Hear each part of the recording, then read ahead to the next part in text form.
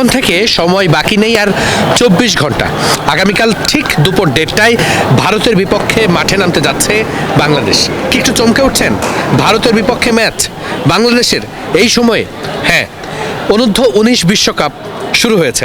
সেখানে আমাদের জাওয়াদ আবরার, আজিজুল হাকিম তামিম নিশ্চয়ই এই নামগুলো সম্পর্কে জানেন, এই নামগুলোকে চেনেন, কারণ তারা ইতিমধ্যেই সবার কাছে পরিচিত হয়ে উঠেছে তাদের সক্ষমতার কারণে।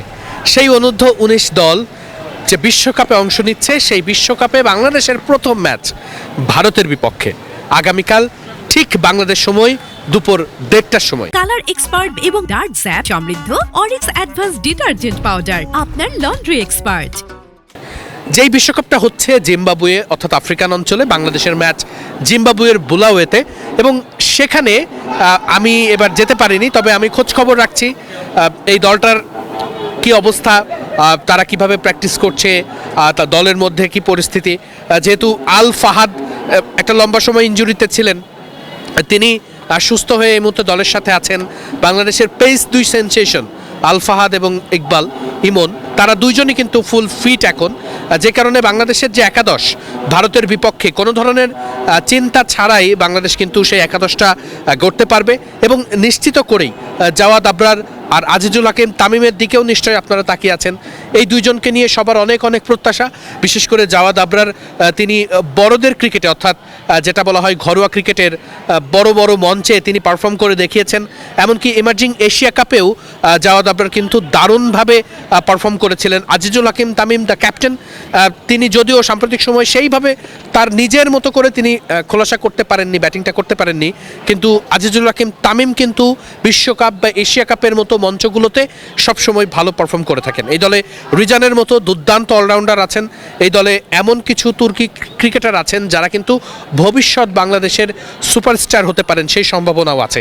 খুব স্বাভাবিকভাবেই সামিউল বশির রাতুল, আজিজুল হাকিম তামিম, জাওয়াদ আবরার, রিজান, এই নামগুলো নিশ্চিত করে আপনাদের সবার আগে মনে আসে যখন অনূর্ধ্ব-19 দলের কথা মাথায় আসে।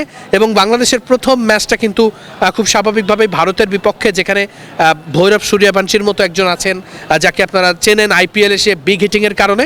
অর্থাৎ ভারতের সবসময় স্টার্ট থাকেই তাদের বিপক্ষে বাংলাদেশের ম্যাচ। এবং বর্তমান প্রেক্ষাপটে আমরা জানি যে ভারতের সঙ্গে বাংলাদেশের যে ক্রিকেটীয় সম্পর্ক, সেখানে বেশ একটু উত্তেজনা কাজ করছে। তাই খুব স্বাভাবিকভাবেই ভারতের বিপক্ষে যখন বাংলাদেশ মাঠে নামতে যাচ্ছে, তখন আসলে দুই দলের যে সমীকরণ অর্থাৎ শক্তির যে জায়গা, সেই সব কিছু ছাপিয়ে ম্যাচের এই উত্তেজনাটা আসলে কারা কতটুকু নাপটাকে কন্ট্রোল করতে পারবে, সেটাই কিন্তু সব থেকে গুরুত্বপূর্ণ। খুব স্বাভাবিকভাবেই কালকের ম্যাচে অনেক বেশি উত্তেজনা থাকবে, কালকের ম্যাচে অনেক বেশি হাইপ থাকবে। প্রত্যেকটা ক্রিকেটার নিজের শতভাগ উজাড় করে দেওয়ার চেষ্টা করবেন, সবাই চাইবেন হিরো হতে, দুই দলেরই কথা বলছি। তাই এই জায়গাটাতে আসলে মাথা ঠান্ডা রেখে কোন দল পারফর্ম করতে পারবে তাদের জন্য কিন্তু কালকের কাজটা সহজ হবে। নিশ্চয়ই বাংলাদেশের জন্য আজিজুল হাকিম তামিম, জাওয়াদ আবরার, রিজান, এমনকি যারা আরও আছেন সামিউল বশির রাতুল থেকে শুরু করে ইমন, ফাহাদ, প্রত্যেকেই কিন্তু একাই ম্যাচ জেতানোর ক্ষমতা রাখেন। কিন্তু ওই যে নার্ভ কন্ট্রোল করার ব্যাপারটা, ভারতের বিপক্ষে ম্যাচ বলে কথা, সেই ম্যাচে কতটা নার্ভ কন্ট্রোল করতে পারবে আন্ডার-19 ক্রিকেটাররা, সেটাই কিন্তু সব থেকে গুরুত্বপূর্ণ। এবং ম্যানেজমেন্টের যারা ওখানে গিয়েছেন দলের সঙ্গে, তাদের সঙ্গে যতটুকু আসলে কথা বলে বোঝা গেছে, জানা গেছে যে দলের যে পরিস্থিতি, তারা খুব দারুণ একটা ভাইব তাদের মধ্যে কাজ করছে। তারা কালকের ম্যাচটার জন্য মুখিয়ে আছে। এবং খুব স্বাভাবিকভাবে বলতেই হয়, বাংলাদেশের এই গ্রুপটা কিন্তু খুবই কঠিন একটা গ্রুপ, যেখানে 3টা বড় দল আছে। তাই বাংলাদেশের জন্য প্রথম ম্যাচটা জয় দিয়ে শুরু করাটা খুবই গুরুত্বপূর্ণ। এবং সেটা যখন ভারতের বিপক্ষে যদি আপনি একটা ম্যাচ জিতে বিশ্বকাপ শুরু করতে পারেন, আমার মনে হয় না এর থেকে ভালো কোনো স্টার্ট আর আজিজুল হাকিম তামিম, জাওয়াদ আবরারদের হতে পারে। দুর্দান্ত এই দলটার জন্য শুভকামনা নিশ্চয়ই থাকবে।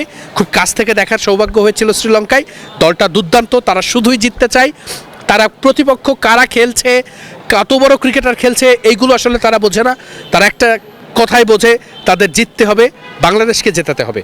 আর খেলাটা যখন ভারতের বিপক্ষে, তখন নিশ্চয়ই সে নাপটা থাকবে অনেক বেশি। খেলা তো সবাই দেখবেন নাকি? আগামীকাল ঠিক দুপুর 1:30টায় বাংলাদেশ আর ভারতের ম্যাচ।